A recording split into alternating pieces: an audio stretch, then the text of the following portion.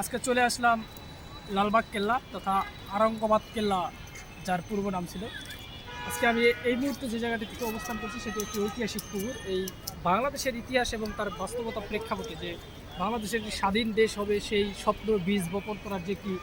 নজির, সেটি কিন্তু এই লালবাগ কেল্লা থেকে আমরা জানি। এবং ব্রিটিশ বিরোধী আন্দোলনের যে সূত্রপাত সেটি আমরা জানি, যে বিরোধী আন্দোলন সেটি কিন্তু এই আমাদের স্বাধীনতার স্বপ্নকে আসলে আরও ত্বরান্বিত করে। এই সাথে আমরা মনে করি যে আজকের যেই ইতিহাস, আমরা ইতিহাসের পথ বাকি আমাদের এই বাংলাদেশ একটি স্বাধীন রাষ্ট্র, সেই রাষ্ট্র প্রেক্ষাপটে আজকে কিন্তু আমরা দেখি, যদি সে জায়গায় আমরা দেখব যে সবচেয়ে পুরনো যেই ইতিহাসটি আমাদের সামনে আসে সেটি হচ্ছে ব্যারাকপুরের যেই সিপাহী বিদ্রোহের যে আন্দোলন মঙ্গল পাণ্ডের দ্বারা। সেই মঙ্গল পাণ্ডে কিন্তু এই সিপাহী বিদ্রোহী আন্দোলনটি কিন্তু জনক বলা হয়ে থাকে। আজকে এই ব্রিটিশরা যখন সারা বাংলাদেশ 1757 সালে যখন সারা ব্রিটিশরা যখন ভারতবর্ষ যখন তারা কবজা করে নিল, ঠিক তখন তার সারা ভারতবর্ষ যখন তারা এটিকে যখন তারা নিয়ন্ত্রণ করবে, ঠিক নিয়ন্ত্রণ করার প্রাককালে দেখা যায় যে তাদের আরও 100 বছর লেগে যায়। তো সেক্ষেত্রে তারা কিন্তু নিয়ন্ত্রণ নিতে পারে না। তো সেক্ষেত্রে এই যে বাংলাদেশের ভিতরে চাপা ক্ষোভ এবং ভারতবর্ষের ভিতরে মানুষের ভিতরে তাদের সাথে বৈষম্য এবং এই অন্যায় অত্যাচার, সেটি কিন্তু ব্রিটিশরা ক্রমাগত করতেছে এবং তারা কিন্তু চাপ বাড়তে থাকে। যার প্রেক্ষাপটে আমরা দেখতে পাই যে ব্যারাকপুরের সেই ঐতিহাসিক সিপাহী বিদ্রোহ, সেই সিপাহী বিদ্রোহের নেতৃত্বে ছিলেন মঙ্গল পাণ্ডে। একই সাথে আমাদের এই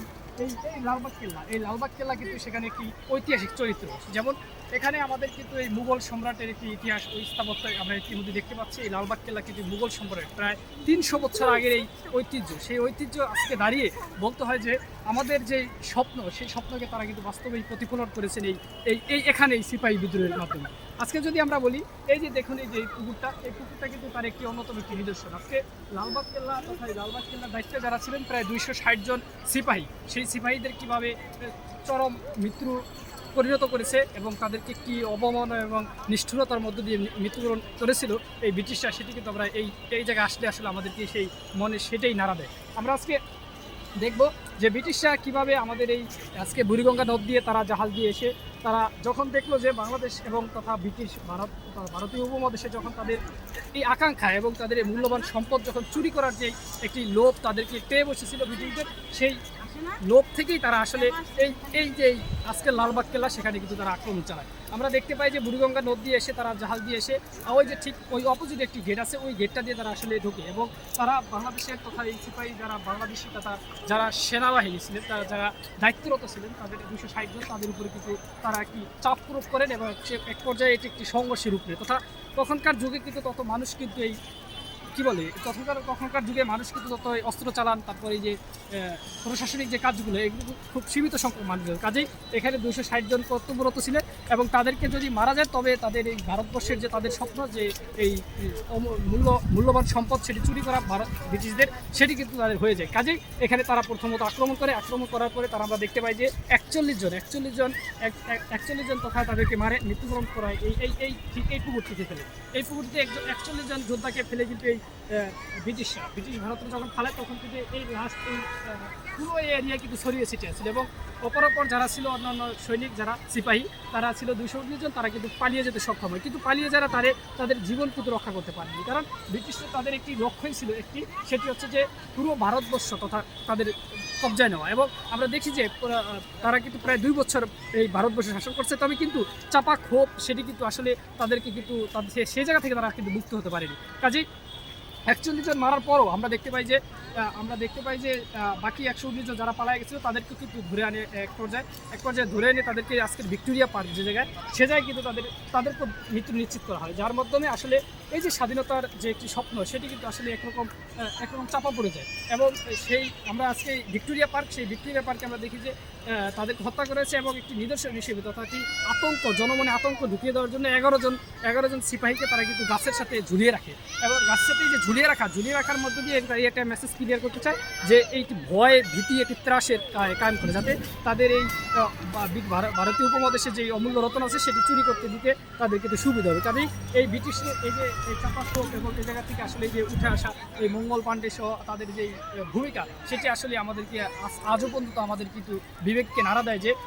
সর্বদা শত্রুপক্ষ এবং যে কোনো পক্ষ থেকে আমাদের কিন্তু সচেতন থাকতে হবে এবং আমাদেরকে আমাদের স্বপ্ন এবং আমাদের যেই ইতিহাস সেটিকে ধারণ করতে হবে, এটি আমাদেরকে ভবিষ্যৎ প্রজন্মকে জানাতে হবে। এই আরঙ্গাবাদ কেল্লার সেই ঐতিহাসিক সেই কামান যেটির মাধ্যমে আসলে ব্রিটিশদের বিরুদ্ধে প্রতিরোধ করে দিয়েছিল সিপাহী বিদ্রোহের মাধ্যমে, সেটি কিন্তু একটি নিদর্শন এই জায়গায় আমরা ইতিমধ্যে দেখতে পাচ্ছি। আজকে এই সিপাহী বিদ্রোহ যে সকল সদস্য দ্বারা তৈরি হয়েছিল তাদের মার্শালের মাধ্যমে তাদের কিন্তু বিচার কাজ সম্পাদনা করে তারা আজকে ভিক্টোরিয়া পার্টি, যা আজকে আমাদের ইতিহাসে একটি জঘন্যতম কলঙ্কের অধ্যায়কে জানানো। আজকের এই লালবাগ কেল্লা আজকে কিন্তু একটি সাধারণ কোনো বিষয় নেই। যদি আমরা জানতে চাই তাহলে এটি কিন্তু গভীর অর্থের সঙ্গে জানতে হবে এবং এটি বুঝতে হবে যে এটি বাংলাদেশের যে তথা তখনকার সময় যে ব্রিটিশরা যেভাবে আমাদেরকে গ্রাস করেছিল এবং আমাদেরকে যেভাবে নিয়ন্ত্রণ করতেছিল, ঠিক সেই জায়গা থেকে আসলে আমাদের সিপাহী বিদ্রোহ মাধ্যমে কিন্তু আমরা আসলে একটি স্বপ্ন দেখি। সেই স্বপ্ন হচ্ছে যে আজকে বাংলাদেশ বা আজকের ভারত, এই ভারতীয় উপমহাদেশের অন্যতম একটি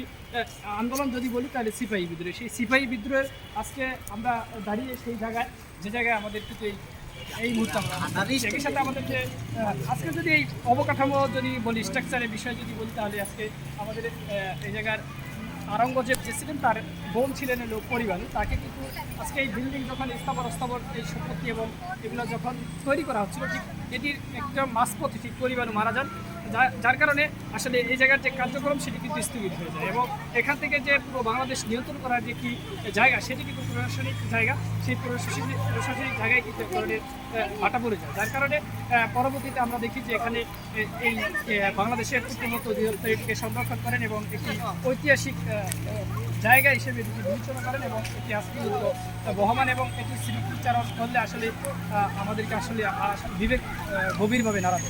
বছর আগের এই মুঘল সম্রাটের স্থাপত্য শৈলীর ভিতরে গিয়ে আমরা যা দেখলাম, আজকে আমরা আধুনিক মনস্ক মানুষ, আধুনিক যে আমরা যে চিন্তাধারা, সেই জায়গায় কিন্তু তাদের স্থাপত্য শৈলীর যে বাড়িগুলো সেটি শায়েস্তাঘাট বলি বা আরও যে যাদের বলি, তাদের মুঘল যারা সম্রাট ছিলেন তাদের এই বাড়ি দেখলে আসলে তাদের ভিতরে বাড়ি যে পরিস্থিতি সেই দেখলে আসলে বোঝা যায় তারা আধুনিক মনস্ক মানুষ ছিল এবং তাদের এই বাড়িঘরে অত্যন্ত সুন্দরভাবে কিন্তু পরিপাটি। সেখানে আমরা দেখলাম যে কীভাবে তাদের শৌচাগার তথা ওয়াশরুমটা অত সুন্দর এবং একই সাথে তাদের যে রান্নাঘরের যে চুলা সেটি আমরা দেখতে পেলাম, তাদের রুম দেখতে পেলাম, রুমের উপরে একটি সিস্টেম আলো যাতে আসতে পারে এই জন্য কাজ দিয়ে আর কি, সেটি যাতে আলোটা ভিতরে প্রবেশ করতে পারে এই জন্য রুমের ভিতরে সেটি আমরা দেখলাম। একই সাথে দেখলাম যে আমরা তাদের ভিতরে যে আধুনিকতার একটি ছোঁয়া, সেই তাদের বাড়িঘর, তাদের চলাফেরা, দৈনন্দিন কর্মকাণ্ড কিন্তু আসলে পরিচয় ফুটে। কাজে আমরা মনে করি যে এই যে দীর্ঘ একটি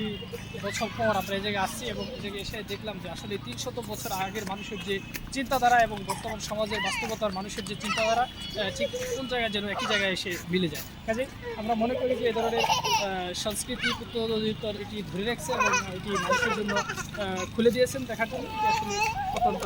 সময় উপযোগী এবং ভালো দিক। আমরা এটির জন্য এটা আসাটা আমাদের জন্য একটি ভালো একটি চিন্তা মন মানসিকতা আমাদেরকে মেসেজ দেয় যে এটি আসলে একটি আধুনিক